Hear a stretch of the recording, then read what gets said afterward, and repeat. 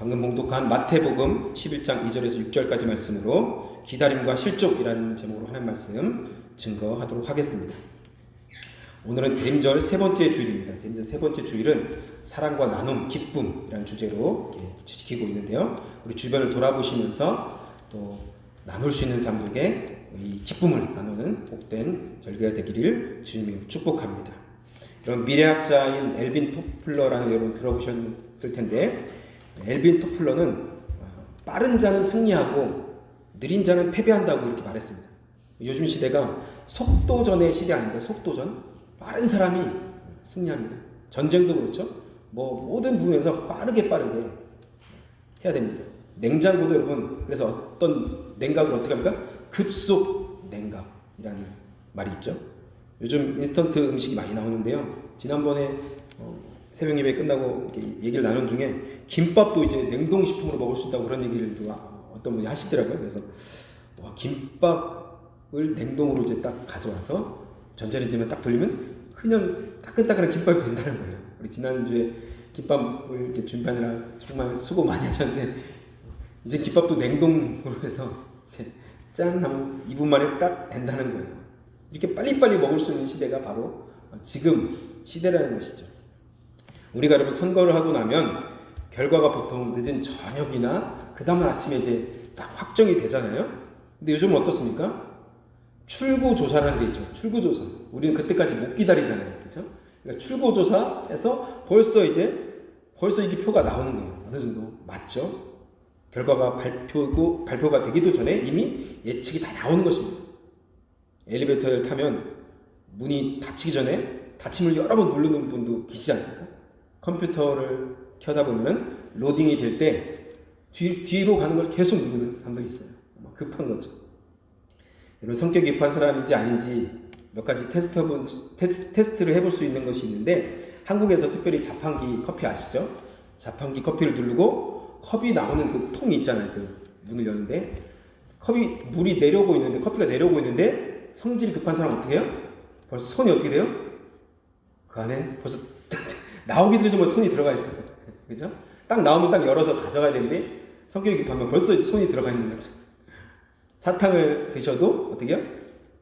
이렇게 녹여서 드시는 것이 아니라 그냥 깨물어서 아주 드시는 분들 있죠. 성격이 급할 수도 있는 것이죠.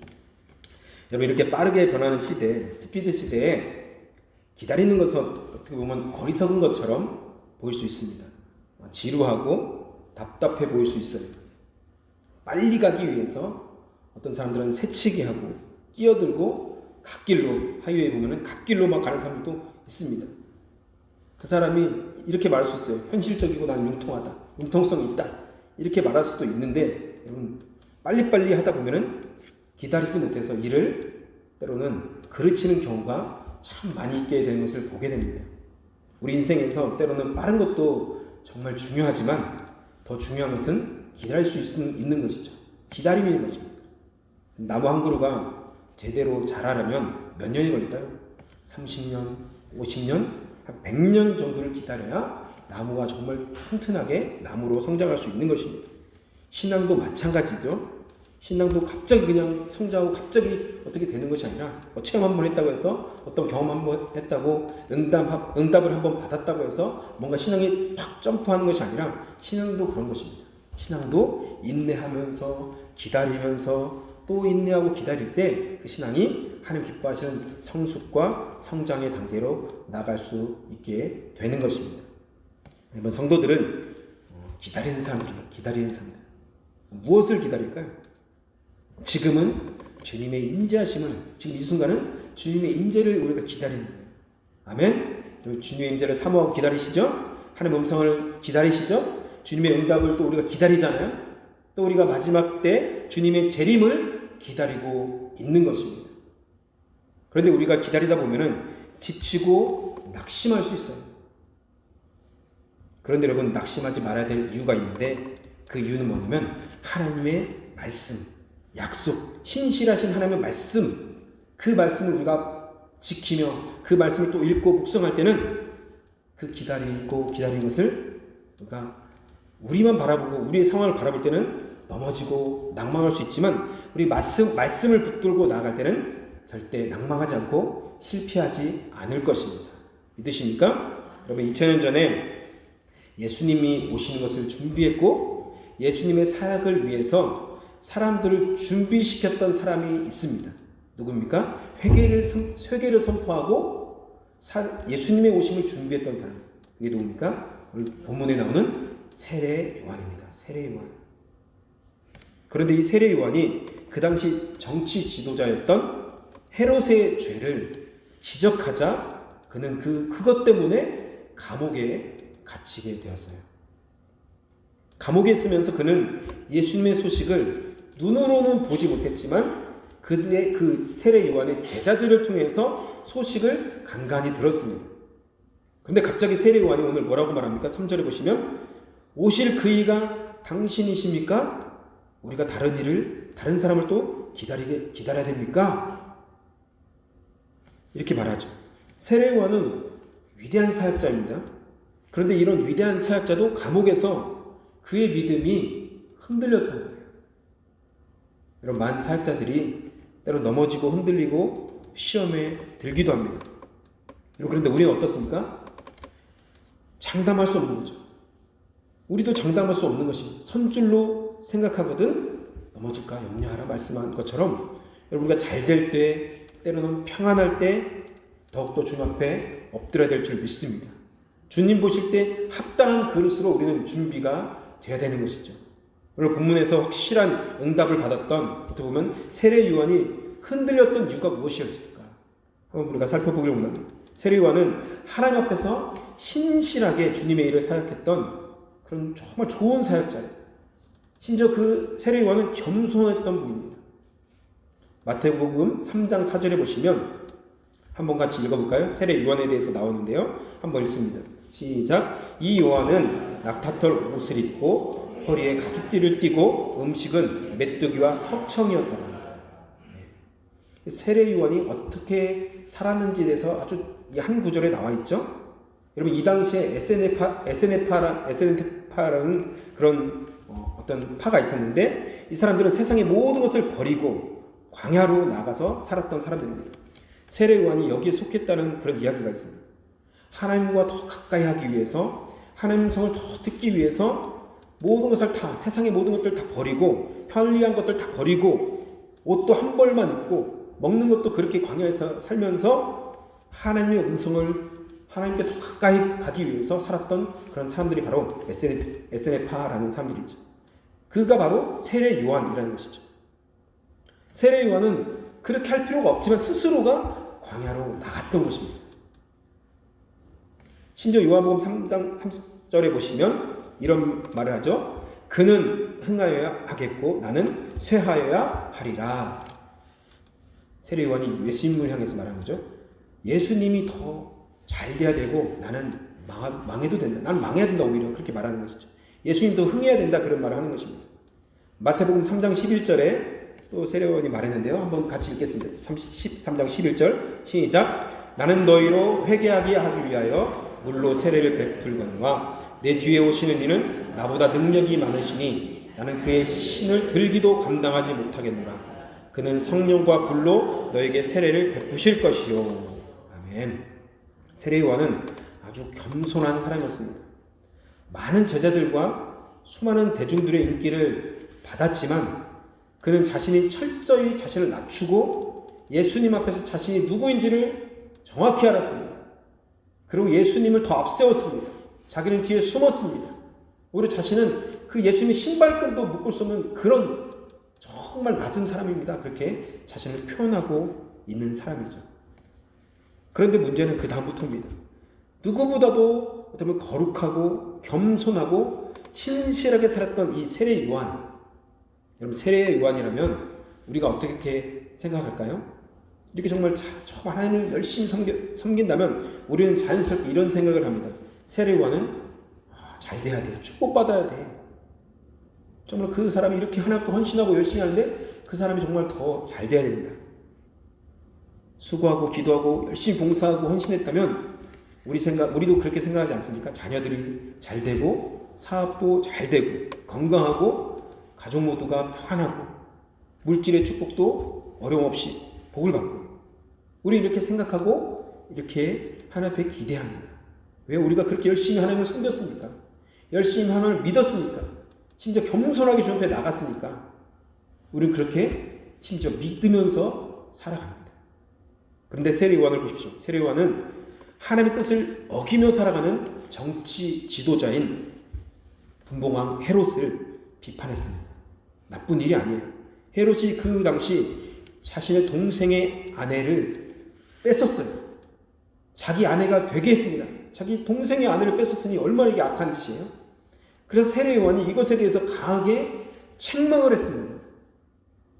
이 문제 때문에 감옥에 갇히게 된 것이죠. 하나님의 뜻대로 정직하게 신실하게 사역했는데 오히려 잘 됐던 것이 아니라 고난이 오게 된 것이죠. 감옥에 갇히게 된 것입니다. 우리는 고난당하는 사람들한테 이렇게 위로하잖아요. 좀만 더 참아. 좀만 더 기도해봐. 잘 될 거야. 그렇죠? 우리가 공수표를 좀 많이 날리지 않습니다. 잘 될 거야. 길이 열릴 거야. 축복 받을 거야. 부흥할 거야. 뭐 어떻게 될 거야. 다 잘 될 거야. 여러분 세례요한이 우리 자신이라고 생각해 보십시오. 어떤 생각이 들까? 내가 지금 감옥에 갇혀 있다고 생각하면 어떤 생각이 들까?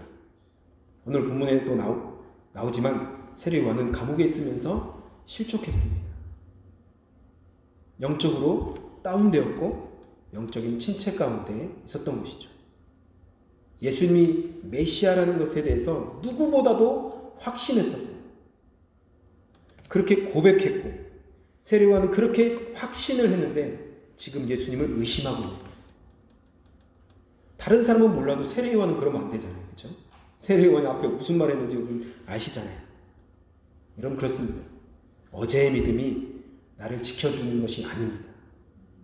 과거의 어떤 영적 체험이 과거의 어떤 응답들이 나를 지금도 나를 충만하게 하고 나를 영적으로 나를 세워주는 것이 아니라는 것이에요. 여러분 위대한 사역자들 보세요. 정말로 전에는 정말 나는 은퇴할 때 깔끔하게 은퇴하겠다. 나는 절대 세습하지 않겠다.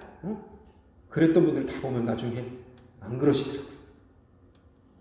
장담할 수 없는 예전에는 그랬어요. 진심으로 진짜 그랬는데 나중에는 교회가 원하고 환경이 이렇게 되고 이렇게 되다 보니까 그렇게 됐다는 것이죠. 여러분 우리는 그래서 사람을 보지 마시길 바랍니다. 심지어 위대한 사역자들조차도 우리는 그 사람을 의지할 존재가 아니라는 거예요. 오직 우리가 의지하고 믿을 분은 하나님 한 분이라는 것을 꼭 기억하시기를 축복합니다. 왜요? 사람은 세례요한 보세요. 의심하고 지금 넘어지잖아요. 세례요한도 넘어지는 거예요. 수많은 정말 유명한 목사님들 왜 넘어집니까? 나중에? 왜 그럴까요? 하나님 우리에게 주신 메시지가 뭐예요? 사람 보지 말라. 나만 바라봐라. 아멘. 그럼 주님만 바라보면 우리는 결코 넘어지지 않고 실족하지 않을 것입니다. 할렐루야. 여러분 엘리야를 보세요. 엘리야라는 이름의 뜻은 여호와는 나의 하나님이시다 이런 뜻입니다. 정말 좋은 이름이죠. 엘리야는 여러분 열왕기상 17장부터 이제 이야기가 나오는데 그 엘리야는 북이스라엘의 최고의 지도자였습니다. 북이스라엘의 최고의 지도자. 최고의 선지자죠. 선지자. 그는 죽음을 보지 않고 어떻게 해요? 불수레, 불병거를 타고 하늘로 승천했던 선지자였습니다. 여러분 하늘로 승천했던 세 명의 인물 혹시 아세요? 첫 번째 구약의 에녹, 두 번째 엘리야, 마지막 예수님. 그렇죠? 성경 퀴즈에 가끔 나오는 문제입니다. 에녹, 엘리야, 예수님. 그렇죠? 엘리야는 엘리사라는 선지자의 스승입니다. 여러분 잘 아시죠? 이스라엘의 최고의 예언자.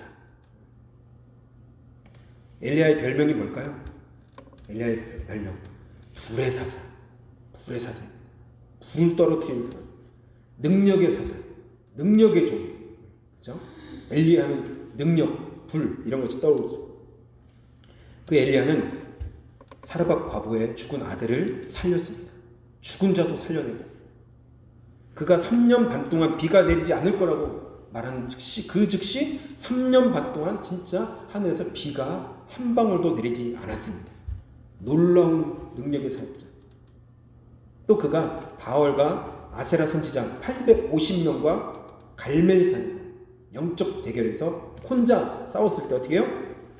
그 바알과 아세라 선지자들은 하루 종일 막 제사를 지내고 막 자신 몸을 긁으면서 피를 내면서 막 무슨 짓을 해도 불이 떨어지지 않았는데 자신의 제단에는 이 엘리야가 함께 기도했을 때 어떻게 해요?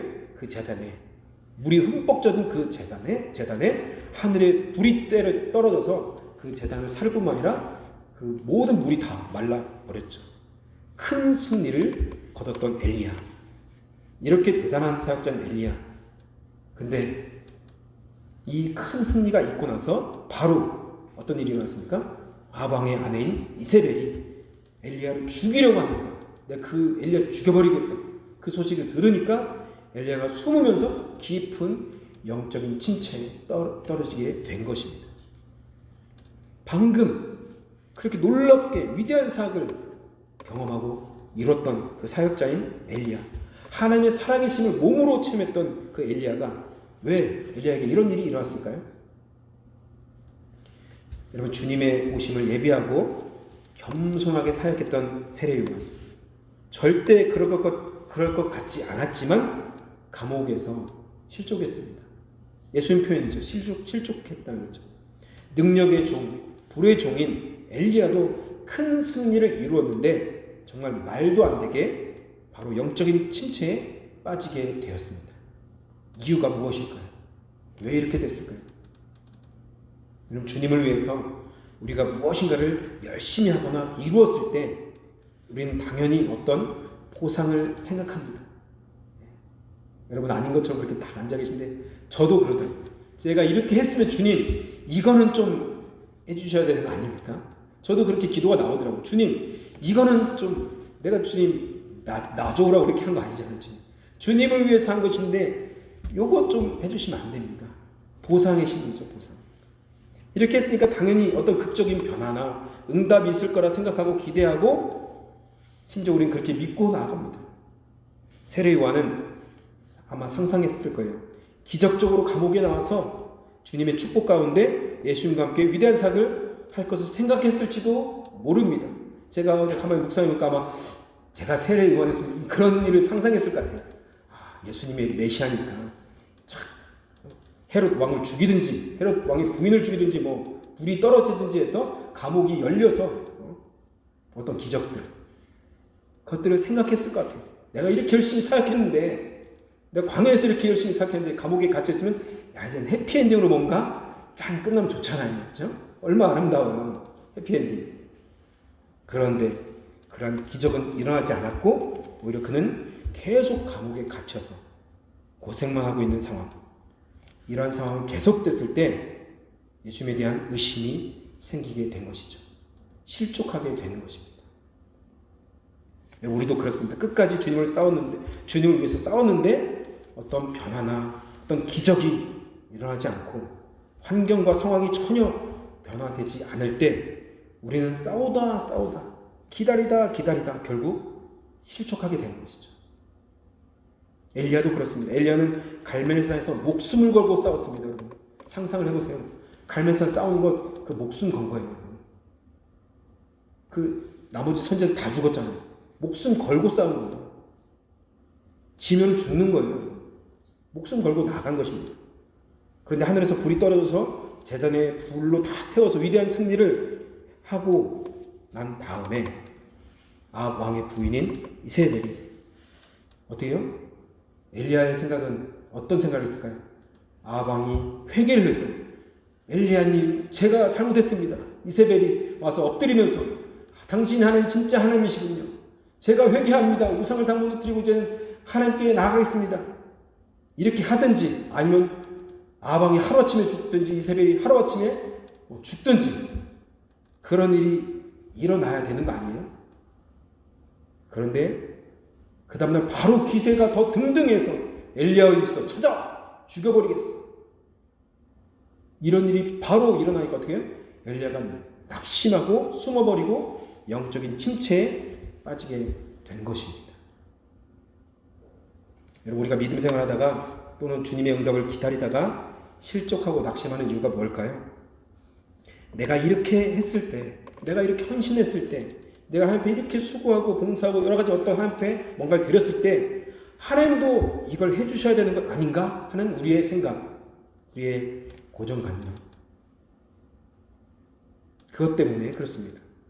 내가 이렇게 기도했고 헌신했고 내 삶을 이렇게 드렸는데 하나님 이거는 해줘야 되는 것 아닙니까 주님? 내가 이렇게 물질도 드렸고 전도도 열심히 했고 봉사도 내가 보이지 않는 것을 내가 더 열심히 했는데 자녀들은 좀 잘 돼야 되는 거 아닙니까? 내가 그래도 말년에 좀 아름답게 좀 살아야 되는 거 아닙니까? 이렇게 우리가 믿고 열심히 신앙생활 하지 않았습니까?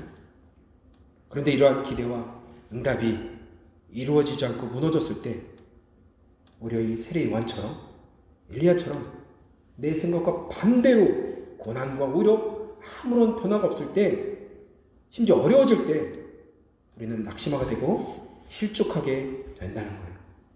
영적인 탈진 상태에 빠지게 된다는 것입니다.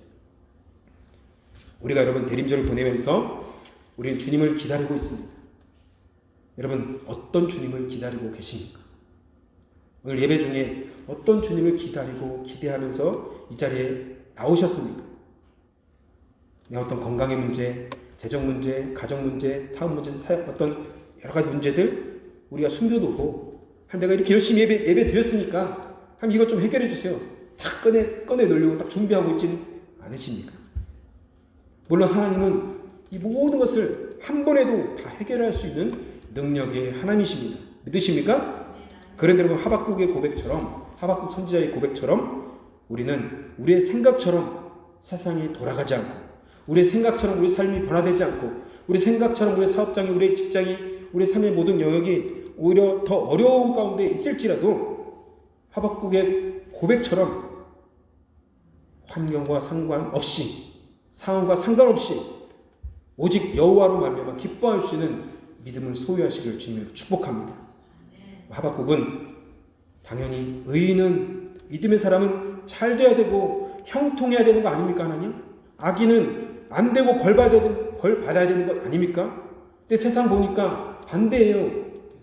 악인이 더 잘 되는 것 같고 의인은 바보같이 말도 못하고 그냥 뒤에서 용서만 하고 뭐 그런 것 같고 악인은 더 기세등등해서 막 잘못도 모르고 더 기세등등하는 것처럼 보이는 시기에 하박국이 그 얘기를 하는 거죠. 하나님 왜 그냥 보고 계십니까? 그렇게 항의하는 거죠. 그런데 하박국은 하나님의 뜻을 깨닫고 고백하죠. 이 말씀은 같이 한번 고백할까요? 하박국 3장 17절에 19절입니다.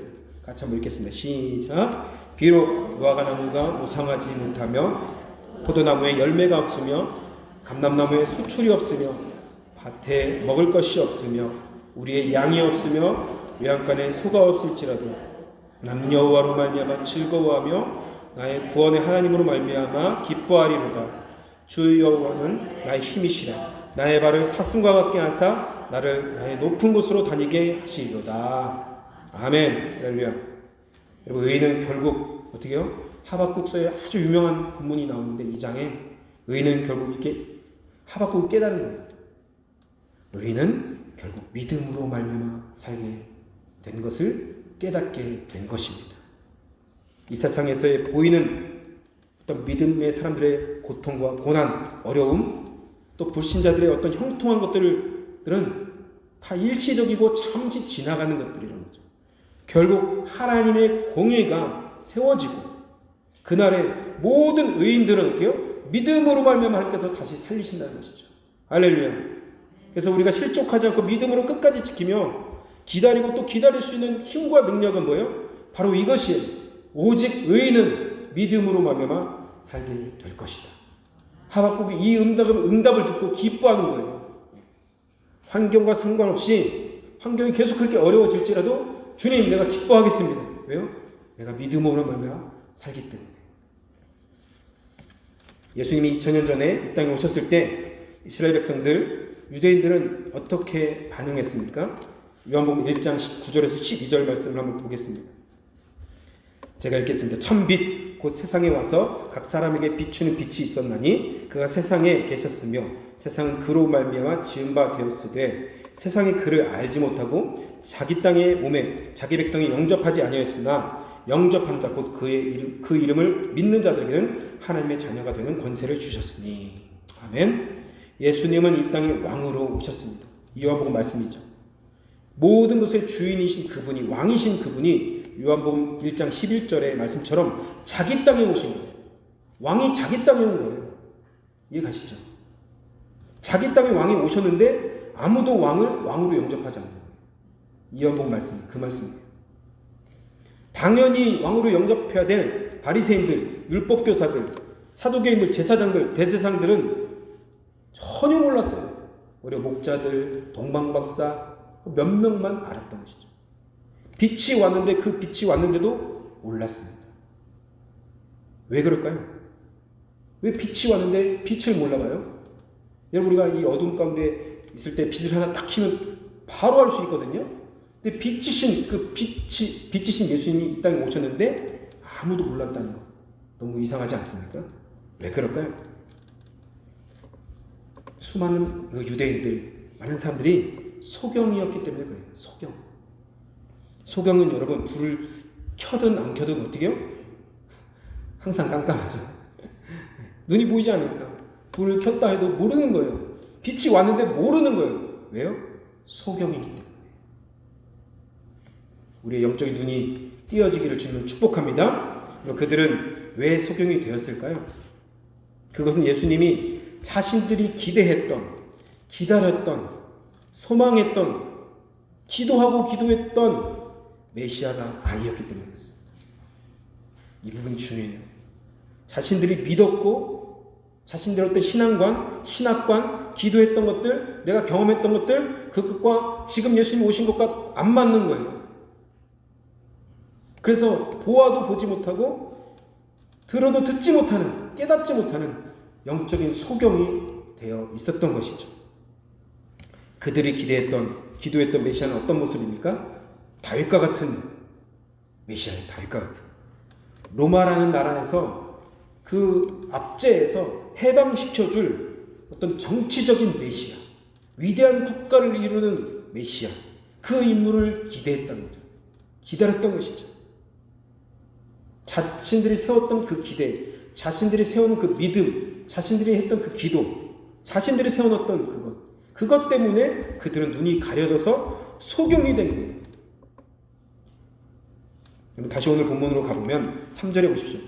세례 요한의 제자들이 감옥에서 찾아왔을 때 그는 제자들에게 전달합니다. 예수님께 가서 다시 한번 확인해봐. 우리가 기다렸던 그 메시아가 당신이 맞습니까? 아니면 다른 분을 또 기다려야 됩니까? 세례 요한이 그 말을 하고 있는 거예요. 세례 요한도 이러한 정치적인 메시아를 기다렸을 수도 있습니다. 뭔가 쿠데타를 일으켜서 정의롭게 헤롯을 처단하고 자신을 구원해주고 뭔가 하나님의 나라가 확 보여지고 로마가 무너지고 이스라엘이 막 나라가 세워지고 이런 것들을 꿈꿨을 수도 있습니다. 그런데 오늘 보면 5절 6절에 보니까 예수님은 세례 요한이 감옥에 있을 때 지금 뭘 하고 계셨습니까? 5절 6절을 보십시오. 같이 한번 볼까요? 시작. 맹인이 보며 못 걷는 사람이 걸으며 나병 환자가 깨끗함을 받으며 못 듣는 자가 들으며 죽은 자가 살아나며 가난한 자에게 복음이 전파된다 하라. 누구든지 나로 말미암아 실족하지 아니하는 자는 복이 있도다 하시니라. 할렐루야. 그럼 주님으로 말미암아 실족하지 않은 자는 복이 있는 줄 믿으시기 바랍니다. 하박국처럼 세례 요한도 예수님을 정치적인 메시아, 즉 이러한 악한 자들에게서 구원해 주시고 새로운 나라를 세우고 정치적인 어떤 정의로운 나라를 세울 것을 기대했던 것 같습니다. 그런데 예수님을 그런 메시아로, 정치적인 메시아로 믿었는데 예수님은 지금 보니까 병만 고치고 있고 귀신만 쫓아내고 있고 가난한 사람들에게 복음만 전파하고 있으니까 저분이 진짜 우리가 기대했던 메시아 맞아? 아닌 것 같은데 혹시 확인해봐 가서 당신이 진짜 메시아예요? 물어보라는 거예요. 세례 요한도 그런 생각을 했던 거예요. 그러니까. 이제 말씀 맺겠습니다. 여러분, 우리는 대림절을 보내면서 무엇을 기다리고 계십니까? 무엇을 기대하고 있습니까? 우리는 매주 예배하고 기도하면서 하나님 앞에 무엇을 구하고 무엇을 기대하고 무엇을 기다리고 있습니까? 우리가 기다리는 것, 기대하는 것, 또 기도하는 것과 하나님이 주시고자 하는 것과 하나님이 말씀하시고 응답하신 것과 다를 수도 있다는 것을 여러분 꼭 기억하시기 바랍니다. 다른 것을 주시면 우리는 낭망하고 또 실족할 수 있다는 거예요.